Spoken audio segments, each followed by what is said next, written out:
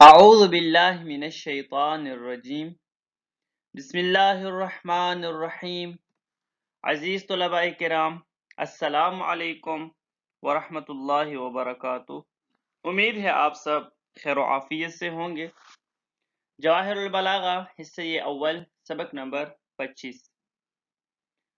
جیسا کہ آپ عزیزان جانتے ہیں کہ مبحث دوم میں ہم نے مخاطب کی اقسام کو پڑھا کہ کبھی مخاطب خالی الذہن ہوتا ہے، کبھی مخاطب متردد ہوتا ہے اور کبھی مخاطب انکاری ہوتا ہے، اور پھر جیسا دیس ویسا بیس، جیسا مخاطب اسی کے مطابق ہم نے کلام کرنا ہے، ایک متکلم نے کلام کرنا ہے۔ تو یہ بھی ہم نے پڑھا کہ کہیں پر کلام تاکید کے ساتھ لائی جاتی ہے مخاطب کو دیکھ کر، اور کبھی کلام بغیر تاکید کے لائی جاتی ہے مخاطب کو دیکھ کر۔ اگر خالی الذہن ہے تو خبر ابتدائی، اگر متردد ہے تو تاکید کے ساتھ خبر طلبی، اور اگر انکاری ہے تو پھر ہم نے تاکید پر تاکید ہمیں کرنا ہوگا۔ یعنی کیا مطلب؟ یعنی خبر انکاری لے کر آنا ہوگا۔ آج اسی سے مربوط چند تنبیہات ہیں، کوئی الگ بحث نہیں ہے۔ پہلی تنبیہ اس بارے میں ہے کہ کسی جملے کو اگر ہم تاکید کے ساتھ ذکر کرنا چاہتے ہیں تو تاکید کے لیے کیا کیا چیزیں لائی جا سکتی ہیں، یعنی ہم ایک جملے میں تاکید کیسے پیدا کریں۔ تو اس کے لیے کچھ چیزیں ہیں کہ جن کے ذریعے سے کلام میں تاکید پیدا کی جاتی ہے۔ اب وہ کون کون سی چیزیں ہیں کہ جن کے ذریعے سے جملے میں تاکید پیدا ہوتی ہے، تو یہ اس تنبیہ میں صاحب کتاب نے بیان فرمائے ہیں۔ البتہ تاکید کے لیے فقط یہ چیزیں استعمال نہیں ہوتی کہ جو یہاں پر صاحب کتاب لے کر آئے ہیں، کچھ حروف ہیں، باقی کچھ چیزیں ہیں، اسی طرح کچھ کیفیات ہیں کہ جو تاکید کے لیے استعمال کیے جاتے ہیں، بلکہ اور بھی کچھ چیزیں ہیں کہ جن سے تاکید کا فائدہ لیا جا سکتا ہے، لیکن مشہور یہی چیزیں ہیں۔ مشہور جو چیزیں ہیں کہ جن سے بالعموم تاکید کی جاتی ہے وہ صاحب کتاب نے یہاں پر بیان کی ہیں، مثلا انا ہے، انا ہے، اس طرح اور کئی ساری چیزیں ہیں، حروف زائدہ ہیں، یا کچھ کیفیات ہیں، مثلا جملہ اسمیہ۔ اب جملہ اسمیہ خود تاکید پر دلالت کر رہا ہوتا ہے، لیکن جملہ اسمیہ کوئی حرف تو نہیں ہے، یا مثلا کوئی مستقل چیز تو نہیں ہے کہ جس طرح کوئی اسم ہو، کوئی فعل ہو، یا کوئی حرف ہو، جس طرح کہ مفعول مطلق ہوتا ہے کہ جو بعض دفعہ تاکید پر دلالت کر رہا ہوتا ہے، بلکہ یہ ایک کیفیت ہے۔ جملہ اسمیہ یہ ایک کیفیت ہے، ایک حالت ہے کہ جو تاکید پر دلالت کر رہا ہوتا ہے۔ اس طرح اور بھی کچھ چیزیں ہیں۔ دوسری تنبیہ اس بارے میں ہے کہ کبھی متکلم ظاہر حال کے مطابق نہیں بلکہ فقط حال مخاطب کے مطابق گفتگو کرتا ہے۔ مثلا ظاہر حال یہ تھا کہ بغیر تاکید کے کلام کرتا، لیکن متکلم تاکید کے ساتھ کلام لے کر آتا ہے۔ کلام جس حال کے لیے آتا ہے اس کا کسی اور حالت کے لیے لے کر آنا، یہ بھی بلاغت کا ایک شعبہ ہے۔ ہمارے پاس ایک ہے ظاہر حال اور ایک ہے حال۔ ظاہر حال کا مطلب یہ ہے کہ جو مخاطب کی ظاہری صورتحال ہے، جو نظر آتی ہے، جو مخاطب کی حقیقی صورتحال ہے، اور حال یعنی وہ صورتحال کہ جو مخاطب کے بارے میں متکلم سمجھ رہا ہوتا ہے۔ ذوق سلیم کے مطابق متکلم جو مخاطب کے بارے میں فیصلہ کر رہا ہوتا ہے وہ ہوتا ہے حال۔ تو کبھی کبھار ایسا ہوتا ہے کہ کلام ظاہر حال کے مطابق نہیں ہوتا بلکہ فقط حال کے مطابق ہوتا ہے۔ البتہ اکثر حال وہی ہوتا ہے جو ظاہر حال ہوتا ہے، لیکن کبھی کبھار چینج ہوتا ہے۔ مثلا متکلم خالی الذہن ہے، یہ ظاہر حال ہے، اس کو اس خبر کا پتہ نہیں ہے، تو ظاہر حال کے مطابق اگر مخاطب جو ہے وہ خالی الذہن ہے۔ اب جب مخاطب خالی الذہن ہے تو جو خبر ہے وہ خبر ابتدائی ہونا چاہیے، بغیر تاکید کے ہونا چاہیے۔ اب اگر متکلم خبر ابتدائی لے کر آتا ہے تو یہ ظاہر حال کے مطابق ہے، یا مثلا متکلم جو ہے، مخاطب جو ہے وہ متردد ہے یا منکر ہے، تو اب اگر متردد ہے تو تاکید کے ساتھ کلام لانا چاہیے، اگر منکر ہے تو تاکید در تاکید یعنی خبر انکاری آنا چاہیے۔ لیکن اگر کوئی مخاطب ایسا ہے کہ جو منکر ہے، لیکن متکلم پھر بھی بعض قرائن و شواہد اور ذوق سلیم کی بنا پر یہ سمجھ رہا ہے کہ درست ہے، یہ منکر ہے، لیکن یہاں پر خبر انکاری کی ضرورت نہیں ہے بلکہ خبر ابتدائی کافی ہے، تو اب یہاں پر کلام جو ہے وہ ظاہری صورتحال کے مطابق تو نہیں ہے، ظاہر حال کے مطابق تو نہیں ہے۔ ظاہر حال تو مخاطب کا کیا ہے؟ وہ منکر ہے، لیکن متکلم کیا کرتا ہے؟ سیدھا سادہ کلام لے کر آتا ہے، خبر ابتدائی لے کر آتا ہے، تو کیا یہ مقتضی حال کے مطابق نہیں ہے؟ کیا یہ کلام فصیح و بلیغ نہیں ہے؟ نہیں، یہاں پر یہی کلام فصیح و بلیغ ہے، درست ہے، ظاہر حال کے مطابق نہیں ہے لیکن مقتضی حال کے مطابق ہے۔ ایک مثال دیتا ہوں آپ کے لیے، بہت آسان ہوگا۔ ایک بندہ ہے، وہ فرض کریں عیسائی ہے، یہودی ہے، وہ رسول خدا کی نبوت کا قائل نہیں ہے، آپ نے اس بندے کو کافی سارے دلائل دیے، حتیٰ کہ آپ نے تورات سے یعنی جو موجودہ بائبل ہے اس سے بھی دلائل دیے، حضرت یرمیاہ کی کتاب سے بھی دلائل دیے، یسعیاہ کی کتاب سے بھی دلائل دیے، اسی طرح موجودہ جو انجیل ہے اس سے بھی دلائل دیے آپ نے، کہ دیکھیں حضرت عیسیٰ نے خود فرمایا ہے کہ میں نے جانا ہے اور میرے بعد فارقلیت آئے گا کہ جو قیامت تک رہے گا، یعنی اس کا جو مذہب ہوگا، دین ہوگا، اس کی جو شریعت ہوگی وہ قیامت تک ہوگی۔ اسی طرح تورات میں حضرت موسیٰ علیہ السلام نے فرمایا ہے اور آج بھی ہے کہ آپ کے اے بنی اسرائیل، تمہارے بھائیوں میں سے ایک نبی آئے گا اور ان کی جو ہے تائید کرنا۔ تو یہ سارے کے سارے دلائل موجود ہیں، آپ نے سب کے سب دلائل اس کے سامنے رکھ دیے، لیکن وہ پھر بھی نہیں مان رہا۔ اگر وہ پھر بھی نہیں مان رہا تو کیا اس کے بعد یہ کہنا زیادہ فصیح و بلیغ ہے کہ بے شک خدا کی قسم کہ محمد خدا کا رسول ہے، یعنی تاکید در تاکید والی گفتگو بہتر ہے، یا آپ اس سے یہ کہیں کہ بھئی آپ مانیں یا نہ مانیں، محمد خدا کے رسول ہے، آپ کی کتابوں میں آیا ہوا ہے۔ یہ جو دوسرا جملہ ہے یہ زیادہ فصیح و بلیغ ہے۔ اب یہ دوسرا جملہ زیادہ فصیح و بلیغ ہے لیکن مخاطب کے ظاہری صورتحال کے مطابق نہیں ہے، کیونکہ مخاطب تو بظاہر کیا ہے؟ انکاری، یعنی انکاری ہے۔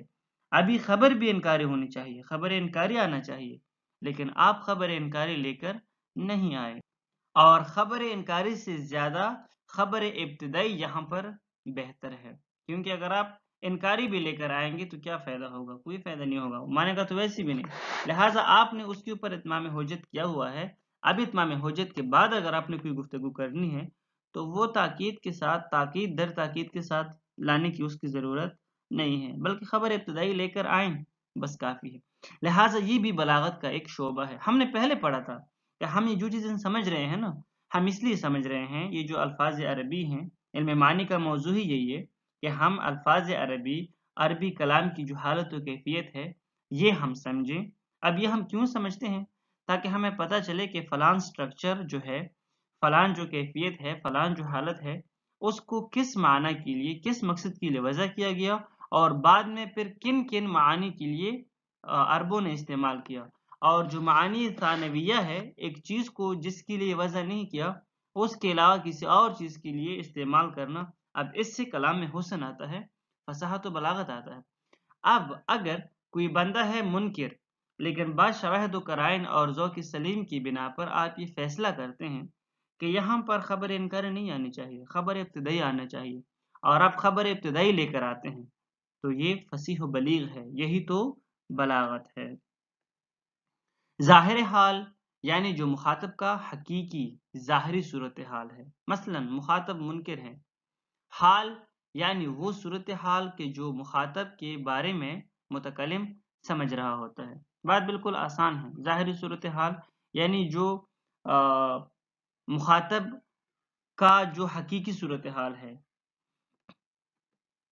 مثلا مخاطب جو ہے وہ منکر ہے یا خالی ذہن ہے یا متردد ہے، حال یعنی وہ صورتحال کہ جو مخاطب کے بارے میں متکلم سمجھ رہا ہوتا ہے. بالفاظی دیگر مخاطب کے بارے میں متکلم جو تجویز کرتا ہے کہ درست ہے، اس کا حقیقی صورتحال تو یہ ہے، لیکن بھائی کلام ایسا نہیں بلکہ ویسا ہونا چاہیے. کلام ظاہری صورتحال کے مطابق نہیں آنا چاہیے. ہم نے پہلے کہا تھا نا کہ جو متکلم ہے وہ طبیب کی طرح ہے.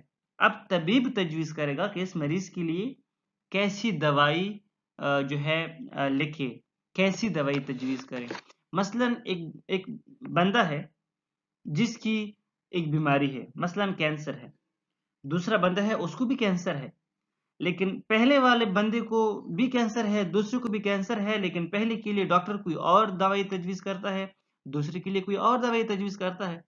اب ہے تو دونوں کو کینسر، لیکن دوائی کیوں الگ الگ؟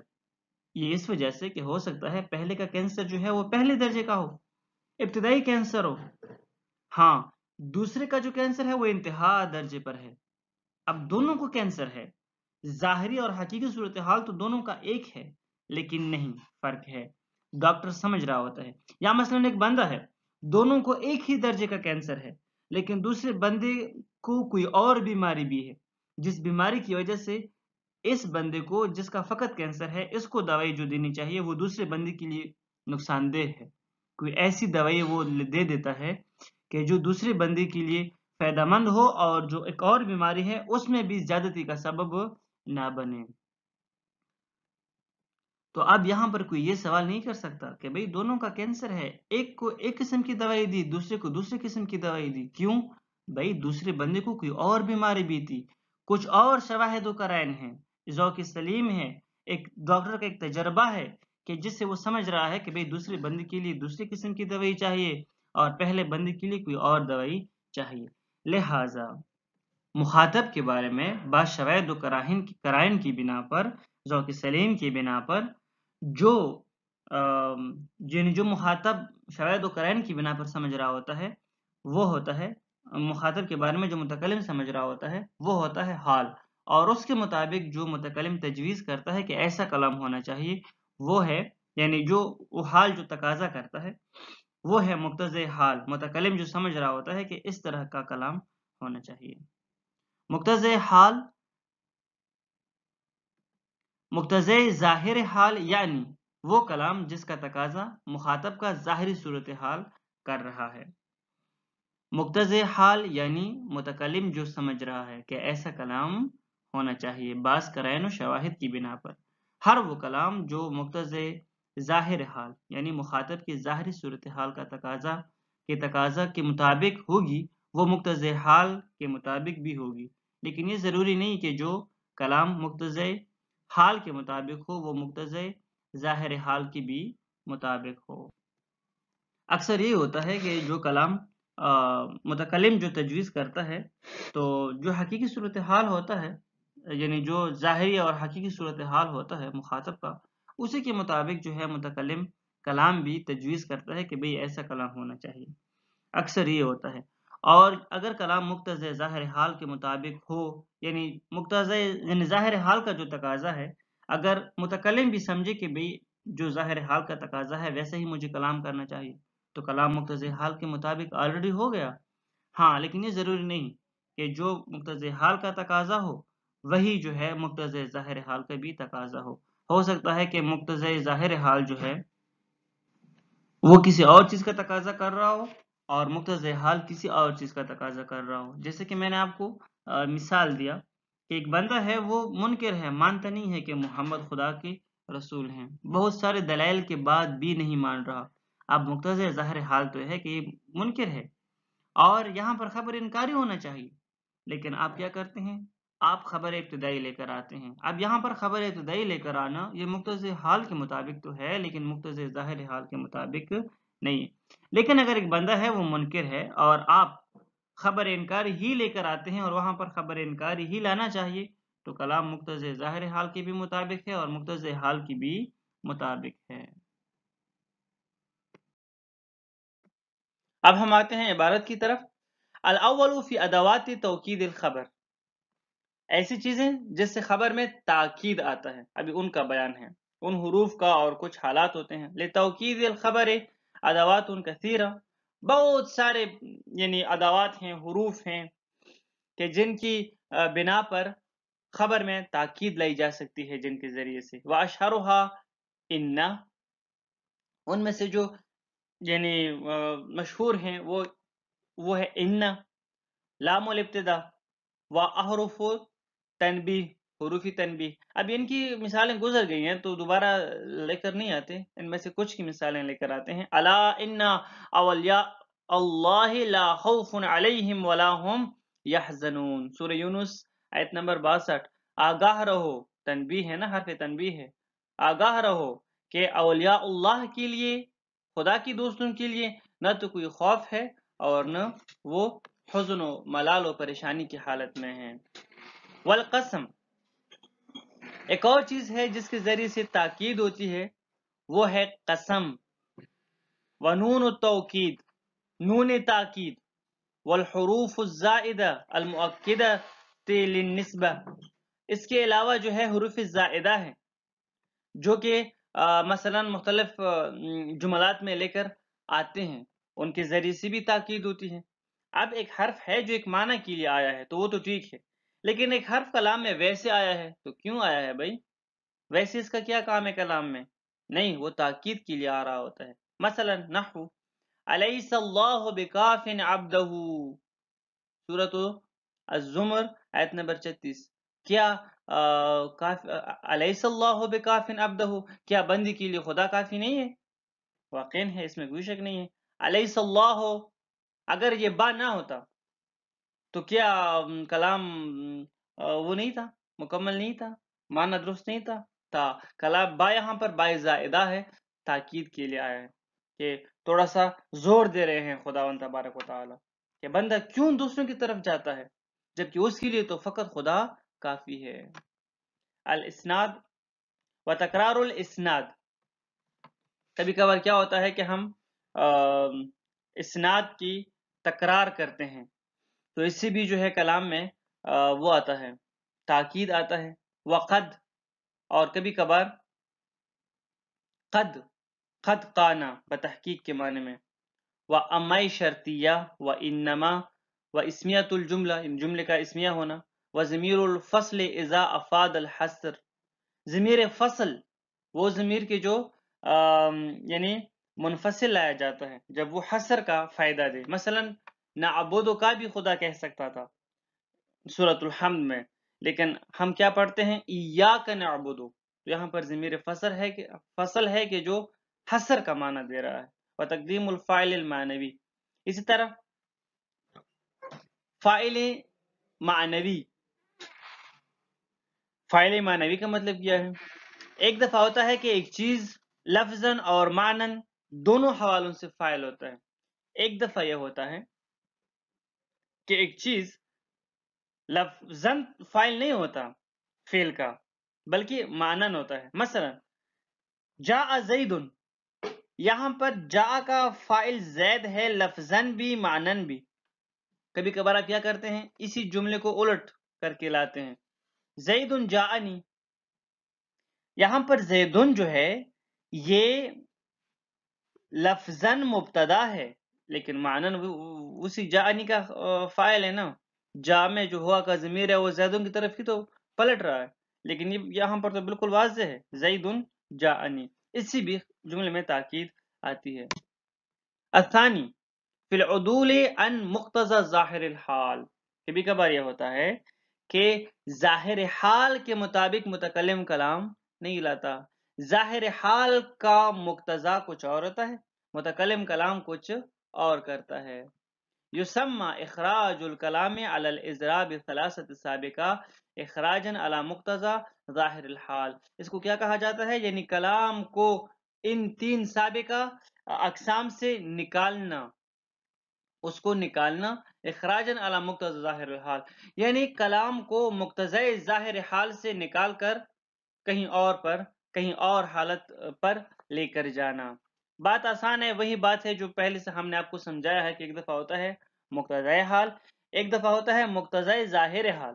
مقتضی ظاہر حال یعنی متکلم کی جو حالت ہے، جو ظاہری اور حقیقی حالت ہے، اس کے مطابق کلام لے کر آنا۔ ایک دفعہ وہ حال جو ہے یعنی ظاہر حال تو کچھ اور ہوتا ہے، لیکن متکلم کچھ شواہد و قرائن کی بنا پر کچھ اور سمجھ رہا ہوتا ہے کہ بھئی نہیں ظاہر حال تو یہ ہے، لیکن کلام اگر میں ایسا کروں تو بہت اچھا ہوگا، تو پھر وہ مقتضی حال ہے۔ تو مقتضی ظاہر حال پر متکلم کلام نہیں لاتا، بلکہ مقتضی حال کے مطابق کلام لے کر آتا ہے۔ یہ ہے عدول۔ وقد تقتضي الأحوال العدول عن مقتضى ظاهر ويورد الكلام على خلافه لاعتبارات يلحظها المتكلم وسلوك هذه طریقة شعبة من البلاغہ۔ کبھی کبھار ایسا ہوتا ہے کہ حالت بتا رہا ہوتا ہے، کچھ شواہد و قرائن ہوتا ہے کہ جو بتا رہے ہوتے ہیں کہ بھئی یہاں پر آپ جو ہے ظاہر حال کے مطابق گفتگو نہ کریں، بلکہ آپ کیا کریں، آپ کلام کو کسی اور حالت کے اوپر لائیں۔ یورد الکلام علی خلافہ، کلام کو ظاہر حال کے خلاف لے کر آیا جاتا ہے۔ کچھ اور لاعتبارات یلحظها المتکلم، کچھ اور شواہد و قرائن ہوتے ہیں، کچھ اور چیزیں ہوتی ہیں کہ جو متکلم کے ذہن میں ہوتی ہیں، کہ ان کے مطابق وہ کلام لا رہا ہوتا ہے۔ اور یہ بھی بلاغت کا ایک شعبہ ہے، یہ بھی ایک طریقہ ہے فصاحت و بلاغت کا۔ وعلم ان الحال، ابھی حال کیا ہے، فی هذا المقام هو الامر الداعی الى ایراد الکلام مکیفا بکیفیت ما سوا کان ذاک الامر الداعی ثابتا فی الواقع او کان ثبوته هو بالنظر لما عند المتکلم کتنزیل المخاطب غیر السائل منزلت السائل۔ فرماتے ہیں کہ حال کیا ہے، تو پہلے آپ کو یہ بتاتے ہیں کہ حال کیا ہے۔ اس کا آسان تعریف یہی ہے، ٹھیک ہے، کہ حال یعنی وہ فیصلہ جو متکلم کر رہا ہوتا ہے، وہ سبب جس کی بنا پر متکلم کلام لا رہا ہوتا ہے۔ ابھی ہو سکتا ہے وہ ظاہر حال کے مطابق ڈیسائیڈ کرے متکلم، ہو سکتا ہے ظاہر حال کے مطابق ڈیسائیڈ نہ کرے، بلکہ مقتضی حال کے مطابق ڈیسائیڈ کرے۔ ایک دفعہ ہوتا ہے نا، ذالک الامر الداعی ثابتا فی الواقع، کبھی کبھار تو جو وہ متکلم یعنی ڈیسائیڈ کر رہا ہوتا ہے واقعی میں بھی ویسے ہی ہوتا ہے، تو کوئی مشکل نہیں ہے، بس وہ واقع والا ظاہر حال ہی مقتضی حال ہو گیا۔ پہلے ہم نے کہا تھا بھئی ہر مقتضی حال جو ہے وہ ظاہر حال جو ہے وہ مقتضی حال ہے۔ یا اس طرح ہوتا ہے کہ واقعی میں تو کچھ اور ہوتا ہے، لیکن جو متکلم ہے اس کے نظر میں کچھ اور ہوتا ہے، صحیح ہے۔ جس طرح کہ مثلا مخاطب جو ہے وہ غیر سائل ہے، مثلا خالی و ذہن ہے، آپ اس کو سائل کی جگہ پر فرض کر رہے ہیں، یعنی متردد کی جگہ پر فرض کر رہے ہیں۔ وظاہر الحال، ابھی ظاہر حال کیا ہے، هو الامر الداعی الى ایراد الکلام مکیفا بکیفیت مخصوصہ بشرط ان یکون ذلك الامر الداعی ثابتا فی الواقع فکل کیفیت اقتضاها ظاہر الحال اقتضاها الحال وليس كل کیفیت اقتضاها الحال اقتضاها ظاہر۔ فرماتے ہیں کہ ظاہر حال کیا ہے، ظاہر حال یعنی هو الامر الداعی الى ایراد الکلام، فرماتے ہیں کہ ظاہر حال یہ ہے یعنی وہ امر کہ جو آپ کو دعوت دے رہا ہے کہ کلام کو اس کیفیت مخصوصہ میں کرنا ہے، اور اس شرط کے ساتھ کہ ان یکون ذلک الامر الداعی ثابتا فی الواقع، کہ جب وہ امر کہ جو آپ کو دعوت دے رہا ہے کہ کلام کو آپ نے ایسا کرنا ہے واقع میں بھی ویسا ہی ہو۔ تو پس اگر ایسا ہے تو مقتضا ظاہر حال کہ یعنی مقتضا جو ہے وہ ظاہر حال کے مطابق ہوگا، اور ظاہر حال یعنی حقیقت کے مطابق ہو جب کیفیت، اور جب ایسا ہو تو کلام اسی کے مطابق ہوگا۔ اور اگر حال ہے تو پھر کلام یعنی ہو سکتا ہے کہ حقیقت میں واقع کے مطابق یعنی ظاہر حال کے مطابق آپ کلام لے کر آئیں، اور ہو سکتا ہے آپ لے کر نہ آئیں کچھ شواہد و قرائن کی بنا پر۔ فکل کیفیت، یہاں پر فرماتے ہیں کہ پس ہر وہ کیفیت کہ جس کا ظاہر حال تقاضا کر رہا ہے، یعنی مقتضی ظاہر حال جو ہے وہ مقتضی حال بھی ہے، لیکن ہر مقتضی حال مقتضی ظاہر حال نہیں ہے، کیونکہ ہو سکتا ہے کبھی متکلم اسی ظاہر حال کے تقاضے کو ہی سمجھے کہ ہاں ایسا ہی کلام ہونا چاہیے، جیسا کلام یعنی جیسا حال سے ظاہر ہو رہا ہے تو ٹھیک ہو گیا نا، وہی مقتضی حال ہو گیا جو متکلم نے ڈیسائیڈ کیا۔ لیکن کبھی ہو سکتا ہے کہ متکلم ڈیسائیڈ کرے، نہیں ایسا نہیں ہونا چاہیے۔ ٹھیک ہے ظاہر حال تو یہ ہے، لیکن کلام ایسا نہیں ہونا چاہیے۔ کچھ شواہد و قرائن بتا رہے ہوتے ہیں کہ کلام تھوڑا سا چینج کریں، کسی اور حالت میں لے کر جائیں۔ والسلام علیکم ورحمۃ اللہ وبرکاتہ۔